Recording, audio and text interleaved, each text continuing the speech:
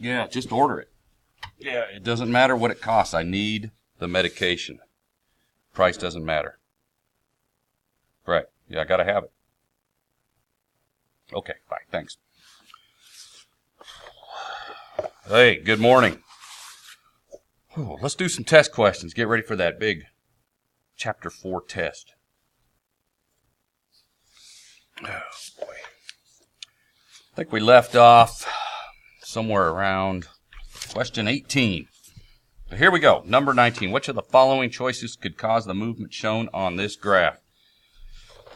All right. I got demand curve 1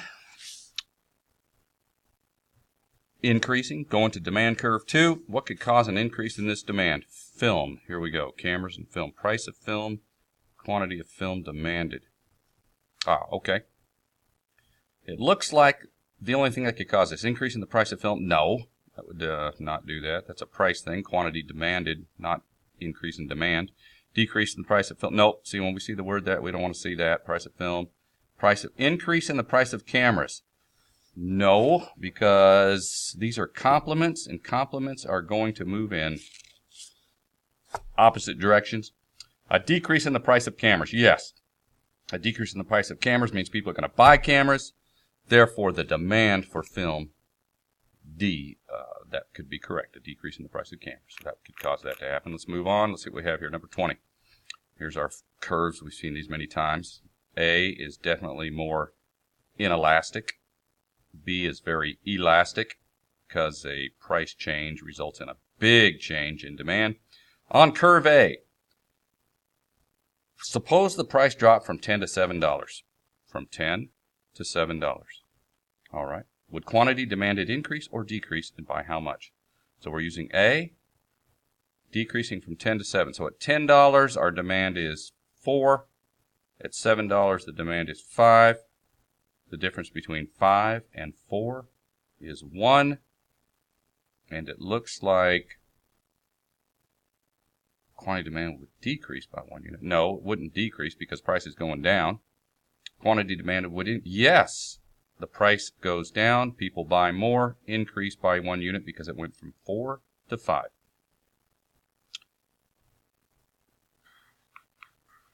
Oh, this is right from the book, all these different products. These are reasons to help us understand or determine whether or not something is elastic or inelastic. Which products shown on the table are likely to have elastic demand?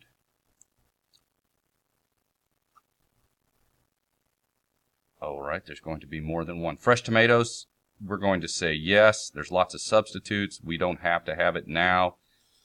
We can always find other substitutes. Canned tomatoes, fresh tomatoes, stewed tomatoes.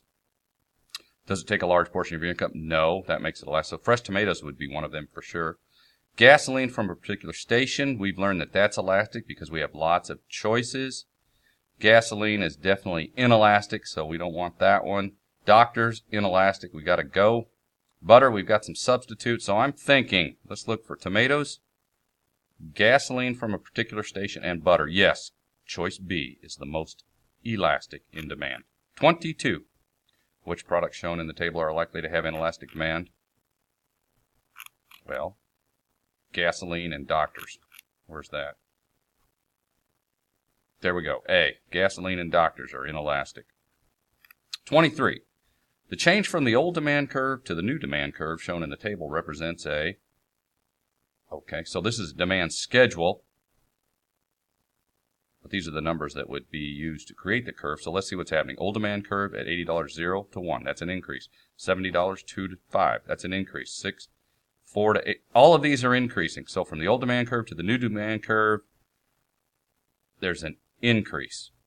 So this is an increase in demand. And what do we have here? Movement upward along the... No, it is not movement along a curve because it's new curves. It's a shift because we're talking about two separate demand curves. Therefore, shift of the demand curve to the right. Yes, because the demand curve moving to the right means demand is increasing. Completion questions. The income effect, and the blank effect can cause a change in quantity demanded. You will recall that this is the substitution effect. And that's the effect where it's not substitutes, it's the effect of substitution, whereby if the price of one particular product or service goes up, you will have the effect of substituting some other activity, something else to replace it, not a direct substitute product.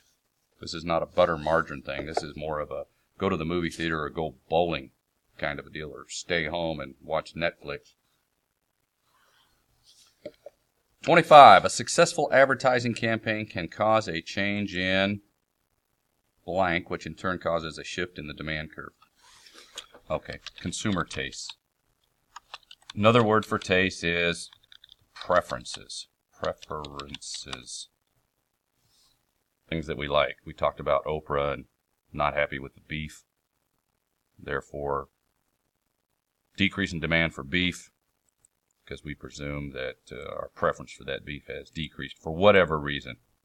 We had this happen with cantaloupe years ago in Colorado. A bunch of people came ill with, I don't know, E. coli or something, and so demand for cantaloupe went down everywhere, not just from one particular Colorado farm, but poor cantaloupes got, they're lumped in with the malfunctions of some farm. When demand decreases, the demand curve shifts to the right. No, it shifts to the left. Decrease in demand. The blank demand curve is the sum of all individual demand curves. Okay, so we look at the demand curve for all individual demands, and we call that the market demand. Everybody has their own individual demand for, say, Cheetos. If we add everybody's demand up, then we have a market demand. 28. When a consumer's need for a product is urgent, meaning I gotta have it now, cannot wait, demand for the product is usually inelastic.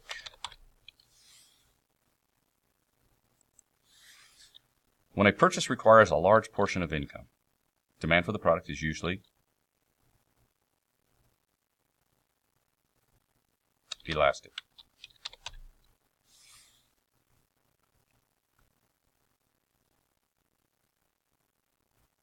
And why would that be? Why? Because it makes a difference in our lives, that's why. And so we're going to look around, we're going to think about it, and we're going to look for different options, and we're going to make sure, because we want to save as much money as possible. After you've had a certain amount of your favorite food, your enjoyment lessens or decreases. This is an example of, starts with a D. Yes, diminishing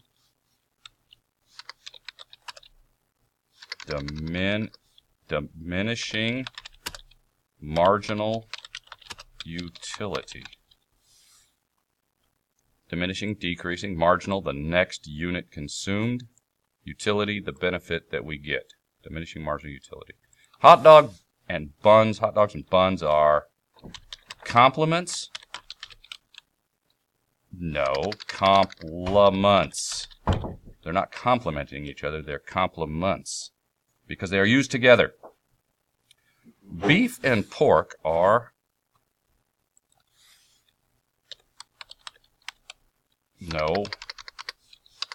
substitutes, because they can be used in place of each other. The demand for prescription medicine is generally because people must have it, and they will purchase it in the same amount whether the price goes up or down. It's just like that phone conversation I was having earlier. The demand for prescription medicine is generally inelastic. Just give me the stuff because I got to have it now. People must have it. Up or down. Matching. I think we've gone through all of that. Let's see what else is here. Price per widget. Widgets in thousands. What's a widget? Do you know what a widget is? It's just a make-believe product. Widget. See this in textbooks. Widgets. Could be anything. So we got this nice downward sloping demand curve. Prices. Widgets in thousands. How many widgets were in demand when the price was $4 and 50 cents. $4.50. 1,000. Hey, if you see this on the test, this is not the answer. This happens a lot. 1. Make sure you pay attention to everything. Look at this right here. Widgets in thousands. The answer is not 1, it's 1,000. Don't forget those 3 zeros. If the demand for widgets at 450 was met, well, what would be the resulting total revenue? How do you calculate revenue? Price times quantity. If the demand for widgets was 450, that would be 450. 450 times 1.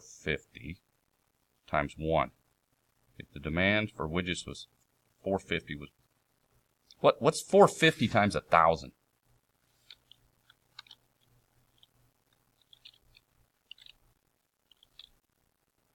Do you know? Isn't it 4,500? I think so. $4,500. See, we took 450. Don't trust me on this. Use your calculator. 450 times 1,000. How many widgets were in demand when the price was $1.50? I don't know. Let's look. $1.25, $1.50, $1.50. Come on over here. $1.50. And yeah, 4.50.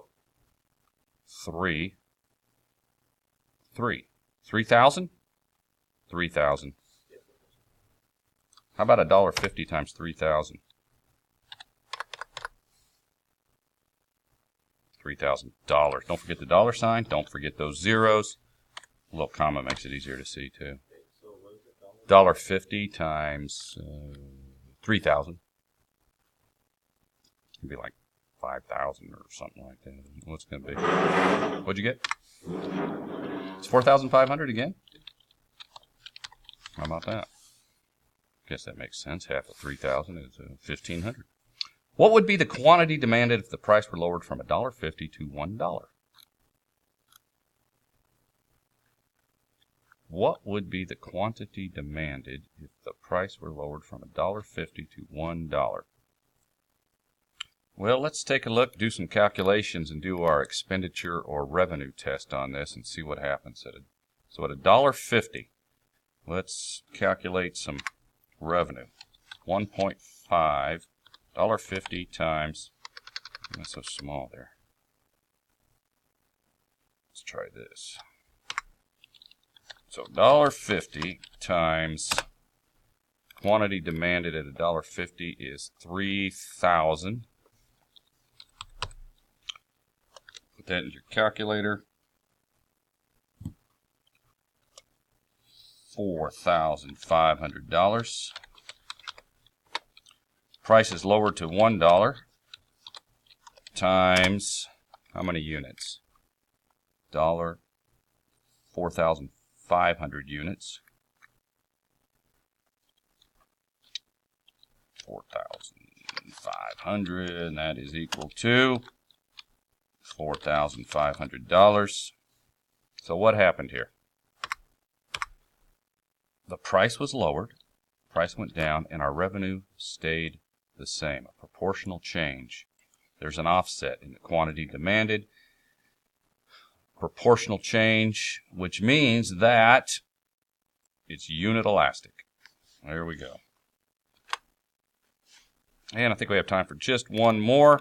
Summarize what point A on the graph represents. That represents point A, all of those people that are able and willing to buy this particular product at $40, which is 6,000 people. Make sure you say 6,000 on a question like that. And that will do it.